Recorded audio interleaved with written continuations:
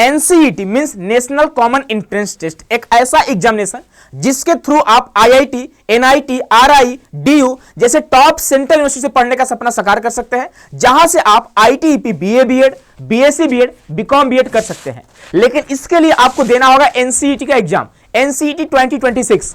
तो जो बच्चे एनसीईटी 2026 देना चाहते हैं, आपको लग रहा है कि मेरे पास टाइम कम है, कम टाइम में कैसे हम बेहतरीन तैयारी करें, क्या हमारी स्ट्रेटजी होनी चाहिए, तो प्यारे बच्चों आज जो आपको देने हैं, आपको एक अल्टीमेट स्टडी देने जा रहा हूं जिसके थ्रू आप कम टाइम में एक अच्छा स्कोर कर सकते हैं और आईआईटी, एनआईटी, आरआई, डीयू जाने का आप सपना साकार कर सकते हैं। तो प्यारे बच्चों, अगर आप एनसीईटी के लिए नए हैं, अगर आप एनसीईटी की तैयारी करना चाहते होंगे, अगर आपने अभी तक फॉर्म भी नहीं भरा है, आपको एनसीईटी के बारे में नहीं पता है, तो इस चैनल को आप सब्सक्राइब कर लीजिएगा और साथ ही साथ बेल आइकन को प्रेस कर लीजिएगा, क्योंकि पिछले 3 सालों से आप सभी को एनसीईटी के लिए हम लोग गाइड कर रहे हैं, तो आप भरोसा बना सकते हैं। ठीक है, तो चलिए प्यारे बच्चों, आज जो आपको देने वाला है स्मार्ट प्रिपरेशन का एक कंप्लीट सिलेबस का आपको स्टडी देने जा रहे हैं, कैसे आपको करना है, किस तरह से आपको अपना स्टडी बनाना है, किस तरह से आपको प्लानिंग करनी होती है, इसके बारे में डिटेल में बात करने वाले हैं। इससे पहले प्यारे बच्चों, आप सभी को बता दें कि अगर आप एनसीईटी 2026 का तैयारी करना चाहते होंगे, तो आप सभी के लिए बिल्कुल फ्रेश जीरो से यानी बेसिक से आपकी तैयारी कराई जाएगी। यहां पे आ चुका है टारगेट बैच, यानी आप टारगेट बैच में जुड़कर कंप्लीट तैयारी कर सकते हैं प्रॉपर गाइडेंस में। ये सारे हमारे फैकल्टी है, डिफरेंट सब्जेक्ट के आपको यहां पे डिफरेंट फैकल्टी देखने को मिलेंगे, तो कोई यहां पे दिक्कत आपको नहीं होगी। चाहे आपका बीए बीएड होगा, चाहे बीएससी बीएड हो या बीकॉम बीएड हो, आप कंप्लीट तैयारी कर सकते हैं एनसीईटी कॉन्सेप्ट के साथ। इसके लिए आपको हमारे एप्लीकेशन को डाउनलोड करना होगा। एप्लीकेशन का नाम है सीयूटी कॉन्सेप्ट, जहां से आप एनसीईटी का टारगेट बैच ज्वाइन कर सकते हैं। तो प्यारे बच्चों, यहां पे सबसे पहले आपको बता दें, शायद आपको नहीं पता हो, आपको पता होना चाहिए कि यहां पे टोटल जो आपके एग्जाम में सब्जेक्ट होते हैं वो 7 सब्जेक्ट होते हैं, यानी आपको इन 7 सब्जेक्ट का एग्जामिनेशन देने होते हैं। ठीक है, पहला जो आपका सब्जेक्ट होता है लैंग्वेज 1, यानी आपको 2 लैंग्वेज का एग्जाम देना होता है। अब देखिए, बहुत सारे बच्चे यहां पे चालाकी लगाते हैं। ठीक है, बहुत सारे बच्चे यहां पे क्या करते हैं कि एक लैंग्वेज पढ़कर 2-2 लैंग्वेज को कवर कर रहे होते हैं, जहां पे इनका टाइम काफी बच जाता है। कम टाइम में वो दोनों लैंग्वेज तैयार कर लेते हैं। कैसे, तो इस पर बात करेंगे हम लोग। तो 2 लैंग्वेज आपको यहां पे तैयार करने होते हैं, साथ ही साथ आपको एक जो कंपलसरी सब्जेक्ट है टीचिंग एप्टीट्यूड, और साथ में एक और है आपका जीटी यानी जनरल टेस्ट, इसका भी आपको यहां पे तैयारी करना होता है। इसका भी आपके यहां पे आप देखोगे, टीचिंग एप्टीट्यूड की बात करें तो 23 क्वेश्चन पूछता है, 20 का आंसर करना होता है। अगर जीटी की बात करें 28 पूछता है, 25 का आंसर करना होता है। अब बात करेंगे नेक्स्ट जो हमारा है डोमेन सब्जेक्ट। अब यहां पे पहले आपको डिसाइड करना होगा कि आपका डोमेन सब्जेक्ट होने वाला कौन सा है। अब बहुत सारे बच्चे यहां पे क्या परेशान रहते हैं कि सर मुझे कौन से डोमेन लेने चाहिए, मैं साइंस बैकग्राउंड से हूं, मुझे बीए बीएड करना है, तब कौन सा डोमेन लेना है, कौन सा मुझे हिस्ट्री पॉलिटी ज्योग्राफी का एग्जाम देना है, या फिर मुझे पीसीएम का ही देना होगा। तो इसके बारे में हम लोगों ने अलग अलग वीडियो में आपको बता रखा है। ठीक है, कि अगर आपको डीयू जाना है तो आपको 12th वाला ही सब्जेक्ट लेना होगा डोमेन में। अगर आपको अदर यूनिवर्सिटी में जाना है तो आप कोई भी सब्जेक्ट ले सकते हो, कोई दिक्कत की बात नहीं है। और अगर आपको आईआईटी जाने हैं तो आपको पीसीएम लेना होगा, आपको पता ही होगा पहले से ही। अगर आपको एनआईटी जाना है, पीसीएम पीसीबी आप ले सकते हो। ठीक है, अगर आरआई की बात करें तो आरआई के लिए आप पीसीएम पीसीबी कुछ भी ले सकते हो, आप आरआई से बीए भी कर सकते हो, है ना। इसके बारे में डिटेल में बात कर चुके हैं। आज आपको एक स्ट्रेटजी बताने जा रहे हैं जहां पे आप कम टाइम में, यानी अगर आपके पास टाइम नहीं है, क्योंकि बहुत सारे ऐसे बच्चे होंगे जिनका अभी बोर्ड्स का एग्जाम चलने वाला होगा। ठीक है, कुछ बच्चों का बोर्ड्स का एग्जाम चल भी रहा होगा आई थिंक, है ना। तो आपके पास टाइम कम बचता है, मुझे पता है ना भाई, आपके पास, मैं भी आपके दौर से मैं गुजर चुका हूं। ठीक है, मैं भी इन चीजों को फेस किया हूं, इसलिए मैं आपको यहाँ पे बताने जा रहा हूं कैसे आपको टारगेट करना, किस तरह से आपको प्लानिंग करनी है। यहाँ पे प्यारे बच्चों डिटेल में आपका सिलेबस दिया गया कि कौन से सब्जेक्ट से कौन सा क्वेश्चन पूछेंगे, हमारा टॉपिक क्या रहेगा, इस पर यहाँ पे बात करा गया है। ठीक है, नेक्स्ट हम बात करेंगे, ए आपके सारे सब्जेक्ट है, ए आपका लैंग्वेज का सब्जेक्ट है। 38 लैंग्वेज में आप किसी भी 2 लैंग्वेज को ले सकते हो, चाहो तो आप दोनों हिंदी भी ले सकते हो, दोनों आप इंग्लिश भी ले सकते हो। नेक्स्ट हम बात करेंगे, यहाँ पे डोमेन सब्जेक्ट आपको दिखाई दे रहा होगा, आप कोई भी 3 डोमेन ले सकते हो, लेकिन याद रखिएगा अपने सुविधा अनुसार कि आप कौन से यूनिवर्सिटी को टारगेट कर रहे हो, है ना, उसके अनुसार, उसके अकॉर्डिंग आपको यहाँ पे डोमेन सब्जेक्ट लेना है। ये नहीं कि आप कुछ भी डोमेन लेकर चले जाए, जैसे बहुत सारे बच्चे हमें गलतियां करते हैं। करते क्या है, लेते हैं फिजिक्स, केमिस्ट्री और साथ में मैथ के बाद हिस्ट्री ले लिए होते हैं, तो भाई आप कहीं भी एडमिशन नहीं ले पाओगे। ठीक है, तो इस बात का ध्यान रखिएगा, है ना। अगर आप साइंस बैकग्राउंड का डोमेन सब्जेक्ट ले रहे हैं तो साइंस का ही लीजिएगा, अगर आप आर्ट्स बैकग्राउंड का ले रहे हैं तो आर्ट्स का लीजिएगा। ठीक है, ये सारी चीज आपको पता होनी चाहिए। अब जो हमारा लास्ट जो होता है मैंडेटरी सब्जेक्ट होता है, एक टीचिंग एप्टीट्यूड, जनरल टेस्ट होता है। अब देखिए प्यारे बच्चे, यहाँ पे आते हैं। अब देखिए यहाँ पे आपको सारे सब्जेक्ट आपको दिखाई दे रहे होंगे। अगर प्यारे बच्चों लैंग्वेज की बात, सबसे पहले सबसे बड़ा समस्या क्या होता है, लैंग्वेज का ही होता है। जैसे बहुत सारे बच्चे उड़ीसा से आते हैं, है ना, मुझे जो ऑडियंस होता है एनसीटी में सबसे ज्यादा जो एस्पिरेंट है वो उड़ीसा के ही होते हैं। तो वो सोच रहे हैं सर कौन से लैंग्वेज को लें। तो देखिए प्यारे बच्चों, अगर आप उड़ीसा में कंफर्टेबल हैं, अगर आपको उड़ीसा का कंटेंट मिल जा रहा है उड़ीसा लैंग्वेज का, तो आप उड़िया लैंग्वेज लीजिएगा। ठीक है, और साथ ही साथ आप सेकेंड लैंग्वेज में इंग्लिश लैंग्वेज एंड लिटरेचर वाला पार्ट ले लीजिएगा। अगर आप लैंग्वेज में कंफर्टेबल हो, ठीक है, अगर आपका लैंग्वेज एंड लिटरेचर ठीक ठाक है, उड़िया में आप थोड़ा वीक हो, तो एक काम करिएगा, आप लैंग्वेज एंड लिटरेचर के साथ साथ आप इंग्लिश फॉर कम्युनिकेशन ले लीजिएगा। ये मैं उन बच्चों के लिए बात कर रहा हूं जो बच्चे असम से आते हैं, असमी ले लेते हैं, उड़िया से आते हैं, गुजरात से आते हैं, पंजाब से पंजाबी वाले बच्चे हैं, ठीक है। यानी कि अगर आप एक सब्जेक्ट का तैयारी करोगे तो आपका दो दो सब्जेक्ट तैयार हो रहा होगा। मैं क्यों बोल रहा हूं, कैसे बोल रहा हूं बच्चे, यहां पे आप देख पाओगे, ठीक है। अगर यहां पे बात करते हैं, आप देखोगे यहां पे अगर हम आपको बताएं तो यहां पे जैसे मान लीजिए हिंदी की बात करते हैं, तो अगर जो बच्चे हिंदी भाषी हैं, जैसे यूपी बिहार झारखंड वाले बच्चे अक्सर हिंदी को पसंद करते हैं ना, वो हिंदी माध्यम पढ़े होते हैं तो हिंदी में कंफर्टेबल होते हैं। तो अगर आप हिंदी का सिलेबस यानी एक चीजों को पढ़कर दो दो लैंग्वेज आप कवर करना चाहते हैं तो आपको हिंदी के साथ साथ हिंदी जनसंचार तंत्र लेना चाहिए, क्योंकि इसका जो सिलेबस होता है ना, लगभग 70 to 80% जो सिलेबस होता है वो बच्चे सेम होता है। यानी यहां पे आप देखोगे, आप लैंग्वेज एंड लिटरेचर तैयार करोगे और ऑलरेडी आपका यहां पे कम्युनिकेशन वाली पार्ट यानी जनसंचार तंत्र वाली पार्ट आपके यहां पे आपके बच्चे यहाँ पे कवर हो जाएंगे, ठीक है। आपको इसके लिए अलग से नहीं करना पड़ेगा, बस आपको कम से कम 8-10 घंटे का लेक्चर देखना होगा जो आपको यहाँ से प्रोवाइड करी जाती है, बस उतना कर लीजिएगा तो एक टाइम में आप दो दो लैंग्वेज को तैयार कर सकते हो।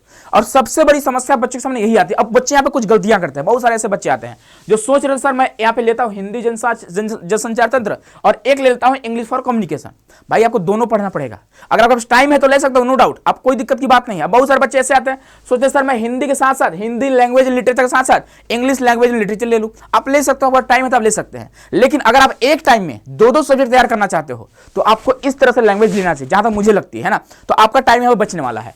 अब देखिए दूसरा हम बात करने वाले यहां पे आप देख पा रहे होंगे, दूसरा जो हमारे यहां पे होगा वो हमारा होगा टीचिंग एप्टीट्यूड। अब बहुत सारे बच्चे सोच रहे थे सर हमारे सामने न्यू सब्जेक्ट है कैसे कवर करेंगे। भाई आपको बता दें, अगर पिछले 3 साल के रिकॉर्ड की बात करें तो काफी इजी है, बस एटलीस्ट आपको एक बार सिलेबस कंप्लीट करने हैं। सर सिलेबस कहां से कंप्लीट करें, तो आप यूट्यूब का हेल्प ले सकते हो, ठीक है, मैं आपको यूट्यूब पर पढ़ाता हूं, या फिर अगर आप टारगेट पे ज्वाइन करते हैं तो आपको कोई दिक्कत ही नहीं होने वाली है। इसके अलावा टीचिंग ऐप पर एक ई बुक भी आने वाली है जो मैं आपको प्रोवाइड करूंगा। अभी उस पर वर्क चल रही है, काम चल रही है, मैं उस पर बच्चे थोड़ा इंप्रूव करा चीजों को। लास्ट ईयर भी हमने बच्चों को दिया था, ई बुक दिया था, आप प्रिंट करा सकते हैं, पढ़ सकते हैं।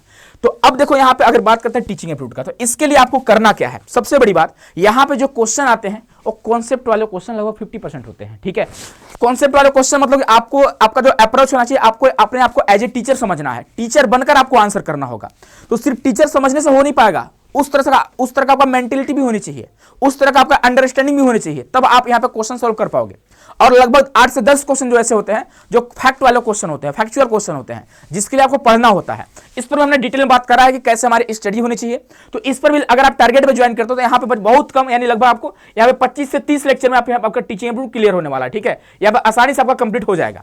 नेक्स्ट बात करते हैं जनरल टेस्ट। अब जनरल टेस्ट में लगभग 3 सब्जेक्ट आते हैं, एक आपका जनरल मैथ होता है, एक आपका जनरल रीजनिंग होता है, उसके अलावा एक आपका जीके जीएस करंट अफेयर होता है। अब बहुत सारे अब बच्चे यहाँ पे 2 टाइप के होते हैं, एक ऐसे बच्चे होते हैं जिनको मैथ बिल्कुल नहीं आती है, और एक ऐसे बच्चे होते हैं जिनको जीके जीएस बिल्कुल नहीं आती है, ठीक है।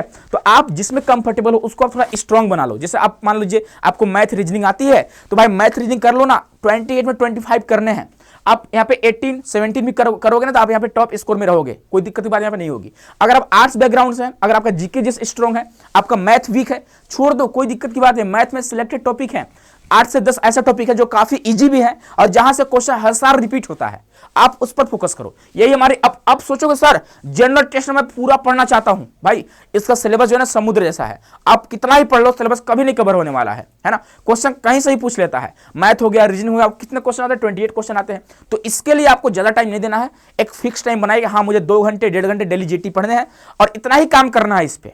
आप इस पे यकीन मानिए आप अच्छा स्कोर करने वाले हो, है ना। अब हमारा जो लास्ट होगा वो हमारा डोमेन 1, डोमेन 2, डोमेन 3। मान लीजिए पीसीएम है, तो क्या आपने क्लास 12 में पीसीएम पढ़ा था? बिल्कुल पढ़ा होगा। अगर आप पीसीएम ले रहे हो डोमेन सब्जेक्ट में तो आपने पढ़ रखा होगा। अब पढ़ रखा है तो आप उसका एक बार रिवीजन मारिए।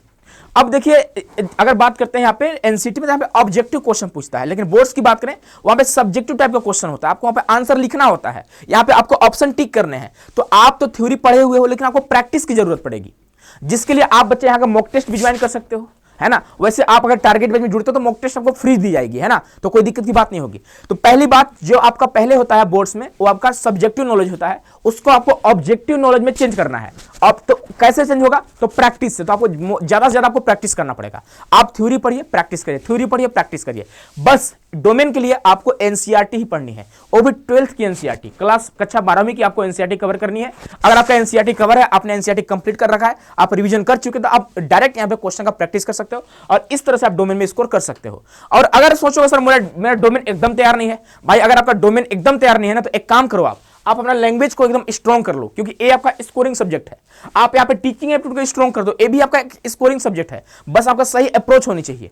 इस तरह से आप पढ़ोगे तो यकीन मानिए आप अच्छा स्कोर करने वाले हो। और यहाँ पे आप देख पाओगे 181 क्वेश्चन आते हैं एग्जाम में, 160 का आपको आंसर करना होता है। 160 में अगर आप 100 कर दिए तो आप जहां चाहोगे वहां आपका एडमिशन हो जाएगा। अगर आपको आईआईटी खड़गपुर जाना है वहां हो जाएगा, आईआईटी भुवनेश्वर हो गया आपका, आईआईटी रोपड़ हो गया आपका, आईआईटी जोधपुर हो गया, और आपका न्यू जो आईआईटी आईएसएम आपका धनबाद ऐड हुआ है वो आपका हो गया, एनआईटी अगरतला हो गया, एनआईटी जालंधर हो गया, एनआईटी त्रिची हो गया, एनआईटी पौंडीचेरी हो गया, एनआईटी कालीकट हो गया, एनआईटी वारंगल हो गया। इसके अलावा आपका आरआई भुवनेश्वर हो गया, आरआई आपका मैसूर भी आपका भुवनेश्वर ऐड होने वाले हैं, ठीक है। आरआई आपका अजमेर हो गया, आरआई भोपाल हो गया।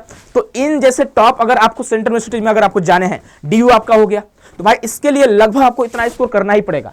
इस अगर जितने अभी हम यूनिवर्सिटी का नाम लिया है तो लगभग आपको 100 क्वेश्चन का टारगेट रखना कि हाँ भाई 100 क्वेश्चन मुझे एग्जाम में सही करके आने ही हैं।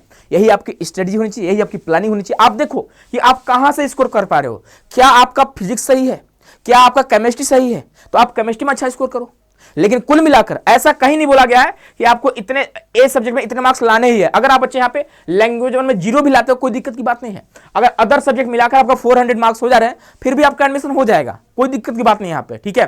तो सारे सब्जेक्ट आप अटेम्प्ट करना, ऐसा भी नहीं कि सारे सब्जेक्ट अटेम्प्ट करना कंपलसरी है, हाँ कंपलसरी है। भले आप एक क्वेश्चन अटेम्प्ट करो, एटलीस्ट आप 1 क्वेश्चन भी अटेम्प्ट करो तो आप एलिजिबल रहोगे। अगर आप अटेम्प्ट नहीं करते हो, किसी भी सब्जेक्ट आप छोड़ कर आते हो, तो आप यहाँ पे किसी भी यूनिवर्सिटी में आप एडमिशन नहीं ले पाओगे। तो इस बात का आप ध्यान रखिए, यही आप स्ट्रेटजी अपनाइए, यही प्लानिंग करिए। बाकी आप बच्चे टारगेट में जो बच्चे जुड़े होंगे उनकी क्लासेस जो है 9-8 फरवरी से लगातार क्लासेस चल रही है। आप टेंशन नहीं लीजिए, आप बिल्कुल परेशान नहीं होगा, टाइम पे आपका सिलेबस कंप्लीट करा दी जाएगी। एक बार सिलेबस हम लोग का कंप्लीट हो चुका है। अगर श्योर सिलेक्शन की बात करें, ये आपका सिलेबस दिया है उतना डिटेल में नहीं दिया है, डिटेल में सिलेबस आपको मिल जाएंगे, यूट्यूब पर वीडियो अपलोड हो चुकी है, आप उस वीडियो को देख सकते हैं। ये बच्चे टारगेट बैच हो गया। अगर आप जुड़कर मेहनत करना चाहते हैं, देखिए भाई हम आपको बता देना कि आप भटकने से सही है ना। अगर आप एनसीटी के एग्जाम की बात करें, अगर आप मुझे अपना बड़ा भाई मान लो, ठीक है, तो भाई अगर मैं आपके बड़े भाई होने के नाते आपको बोल रहा हूं कि आप अगर एनसीटी की तैयारी करना चाहते हैं तो अगर आप खुद से कर ले रहे तो अच्छी बात है, बहुत अच्छी खुशी की बात है भाई, है ना भाई। फाइनली आपका सिलेक्शन होना चाहिए। अगर आप खुद से नहीं कर पा रहे हो तो एक सही प्लेटफॉर्म का आपको चयन करना चाहिए, और उस प्लेटफॉर्म को आपको बच्चे देखना चाहिए कि हाँ इसका रिव्यू ठीक ठाक है कि नहीं, यहाँ पे सिलेक्शन रेशियो ठीक ठाक है कि नहीं। आप देख सकते हो यहाँ पे सिलेक्शन का रेशियो आप देख सकते हो बच्चे, बहुत सारे बच्चों का सिलेक्शन हुआ। आप किसी भी आईआईटी में जाओ, किसी भी एनआईटी में जाओ, किसी में आरआई में जाओ, डीयू में जाओ, हर जगह आपको एनसीटी कॉन्सेप्ट के बच्चे देखने को मिलेंगे। तो एक बार आप खुद से अपने दिल से अपने आत्मा सोचिएगा कि हाँ भाई मुझे कैसे तैयारी करनी चाहिए, क्या मैं खुद से कर पा रहा हूँ, नहीं कर पा रहा हूं तो मुझे क्या करनी चाहिए, हमारी अगली प्लानिंग क्या होनी चाहिए, क्या मैं YouTube से कर पाऊंगा। अगर आपको लगता है कि हाँ YouTube से कर पाऊंगा मैं, तो आप YouTube को फॉलो करिए। अगर आपको लगता है कि नहीं मुझसे हो ही नहीं पाएगा, तो मैं यहाँ पे बच्चे, अगर आप देखो बहुत कम फीस हम लोग रखे हैं, बहुत कम फीस, आपके सुविधा अनुसार ही है। आपको लग रहा होगा फीस बहुत ज्यादा है, ठीक है, लेकिन बहुत कम फीस है बच्चे, है ना। यहाँ पे आप देखो सारे टीचर्स को पेमेंट वगैरह देने पड़ते हैं ना, और बाकी स्टूडियो का खर्चा आता है, आप सब चीज देख ही रहे हैं, ठीक है। इलेक्ट्रिसिटी का बिल वगैरह आता है, हर चीज आता है, हर जगह खर्चा हो जाता है, तो बहुत कम फीस है। अब ये मत सोचिएगा सर आप ऐसे क्यों बोल रहे हो, ठीक है। अब मैं आपको देखिए अपना छोटा भाई मानकर बोल रहा हूँ, है ना, कि आपको भटकना नहीं चाहिए, क्योंकि आप अभी भटकोगे ना तो 3 महीने बाद आपका एग्जाम हो जाएगा तो आपको और भटकना पड़ेगा। क्योंकि उस टाइम पे ना यार बड़ा दुख होता है जब आप कॉल करते हो, बोलते हो सर मेरा सिलेक्शन नहीं हो पा रहा है, मेरिट लिस्ट में नाम नहीं आ रहा। भाई स्कोर नहीं आ गया तो कैसे मेरिट लिस्ट में नाम आएगा, नहीं आएगा। आप तैयारी नहीं किए रहते हैं, बाद में आपको समझ में आती है कि काश तैयारी कर लिए होते, तो बाद में पछताने से अच्छा है कि अभी से आप अपनी तैयारी को स्टार्ट कर दो। तो प्यारे बच्चों, आई होप कि आपको चीजें समझ में आ रही है। तो ये हमारा एप्लीकेशन है, आप डाउनलोड कर सकते हो, यहाँ से आप टारगेट बैच को ज्वाइन कर सकते हैं। बाकी आप सभी को बहुत बहुत धन्यवाद, खुश रहिए, मस्त तैयारी करते रहिए। एनसीटी का फॉर्म बहुत जल्द आने वाला है, इसी मंथ में आपको फॉर्म भी देखने को मिलेंगे, और बहुत जल्द अप्रैल के एंड में आपको एग्जाम भी यहाँ पे देखने को मिलेंगे। उसके बाद आपका रिजल्ट का काउंसलिंग प्रोसेस आपका स्टार्ट होगा, और फाइनली आप एडमिशन ले रहे होंगे। मिलते हैं नेक्स्ट सेशन में, खुश रहिए, मस्त रहिए, स्वस्थ रहिए, बहुत बहुत धन्यवाद।